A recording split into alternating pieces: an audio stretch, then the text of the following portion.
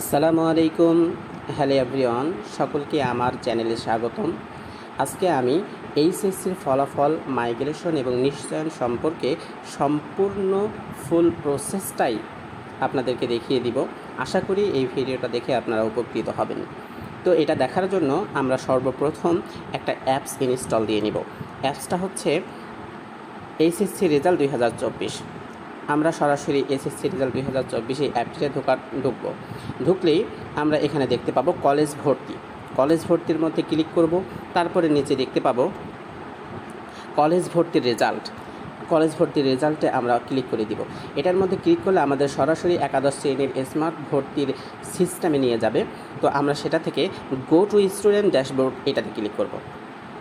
এটাতে ক্লিক করলেই আমাদের একাদশ শ্রেণীতে ভর্তির যে লিঙ্কটা সেটা চলে আসবে এবং তার মধ্যে আমরা লগ ইন করে ফেলব।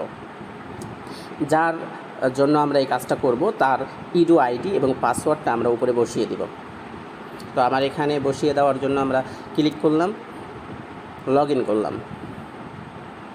লগ ইন করলেই আমাদের যার আবেদন তার সমস্ত কিছু আমাদের এখানে দেখিয়ে দেবে। এবার আমরা এখান থেকে এই যে 3 লাইন মেনুটা আছে এটাতে ক্লিক করব। ক্লিক করলে আমরা দেখতে পাবো নির্বাচন। তো নির্বাচনের মধ্যে আমরা ক্লিক করব। নির্বাচনের মধ্যে ক্লিক করলে আমাদের দেখিয়ে দিবে যে এখানে আমরা কোন কলেজটি পেয়েছি। এখানে দেখিয়ে দিচ্ছে যে প্রথম পর্যায়ে এখানে আমরা পেয়েছি পীরগাছা গভ কলেজ নির্বাচন হয়েছে এবং EIIN আইডিয়া তো শিফট ডে ভার্সন বাংলা এবং বিজনেস ম্যানেজমেন্ট। তো এখান থেকে আমরা নিচের দিকে লিখব যে আমরা যদি এই কলেজটাকে পরিবর্তন করতে চাই তাহলে মাইগ্রেশন অন করে দিব, আর যদি পরিবর্তন করতে না চাই তাহলে মাইগ্রেশনটা অফ করে দিব। তো আমরা মাইগ্রেশনটা অফ করে দিলাম, কারণ আমাদের এটাই প্রযোজ্য। এরপর নির্বাচন নিশ্চিত করুন। আমরা নির্বাচন নিশ্চিত করার জন্য ডিরেক্টলি নির্বাচন নিশ্চিতে ক্লিক করব। নিশ্চিত করুন আমরা এই পয়েন্টটাতে যদি ক্লিক করি তাহলে আমাদের উপরে লেখা আসবে যে একবার আপনি আপনার নির্বাচন নিশ্চিত করলে আপনি আর একটি বাতিল করতে পারবেন না। আপনি কি আপনার নির্বাচন নিশ্চিত করতে চান? হ্যাঁ, আমরা এখানে হ্যাঁ চেপে দিব। হ্যাঁ চেপে দিলে আমাদেরকে নিশ্চয়ন করার জন্য একটা চার্টে নিয়ে আসবে পেমেন্ট তথ্যের জন্য। তো আমরা যদি মোবাইলের মাধ্যমে মোবাইল ব্যাংকিংয়ের মাধ্যমে করতে চাই তাহলে আমরা এই অপশনটাতে ক্লিক করব। এই অপশনটাতে ক্লিক করলে এখানে আমাদেরকে বলবে অগ্রসর করুন। আমরা অগ্রসর করলাম। অগ্রসর করলে আমাদেরকে একটা পেজে নিয়ে যাওয়া হবে।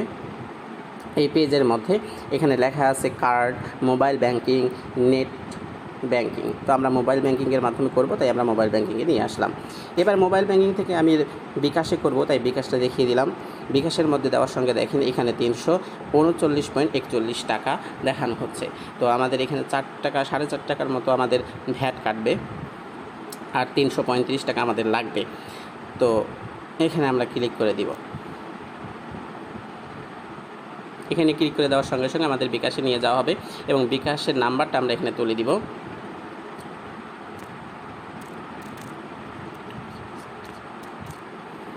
নাম্বারটা কনফার্ম করব। কনফার্ম করলে এখানে একটা ভেরিফিকেশন কোড আসবে। বিকাশ নাম্বার যেটা দিয়েছি সেই ভেরিফিকেশন কোডটাকে আমরা এখানে কপি করে বসিয়ে দিব। বসিয়ে দিয়ে আবার কনফার্ম করব। এবার পিন নাম্বারটা যাবে, বিকাশের পিন নাম্বারটা আমরা বিকাশের পিনটা এখানে দিয়ে দেব। পিন নাম্বারটা দেওয়ার সঙ্গে সঙ্গে এখানে দেখতে পারবেন যে আমাদেরকে একটা SMS দিয়ে বলে দেওয়া হয়েছে যে শুধু আপনার লেনদেন সফলভাবে সম্পন্ন করা হয়েছে, ধন্যবাদ।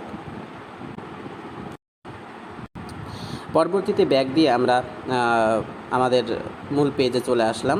এখানে দেখেন একটি সমস্যা দেখাচ্ছে, সেটা হচ্ছে যে মাইগ্রেশন আমরা অফ করেছিলাম কিন্তু এখানে মাইগ্রেশনটা আবার 1 দেখাচ্ছে। যেহেতু মাইগ্রেশনটা 1 দেখাচ্ছে, এটা একটা ওয়েবসাইটের সমস্যা।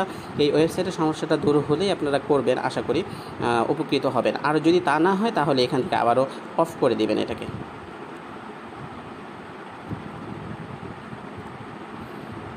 সকলকে ধন্যবাদ। উপকৃত হলে আমি উপকৃত হব।